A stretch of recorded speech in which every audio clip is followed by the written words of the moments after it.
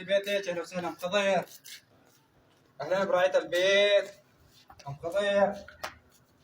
يا ام خضر ساعة شيطان وصارت تكاونا ان شاء الله ما تنعاد. امورنا ان شاء الله راح تتغير تصير للاحسن ان شاء الله، بس بدها طولة بال صبر. هالمرة رجعت مشان خضر مشان يكمل مدرسته.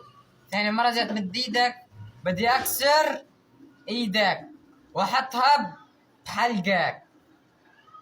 ايه يا مرز، لما اول مرة تصير بيناتهم كل شيء يتكاونون يتراضون يصير كل شيء يبطل. هذا ايش بيك انت توقفين عنك شيء يعني؟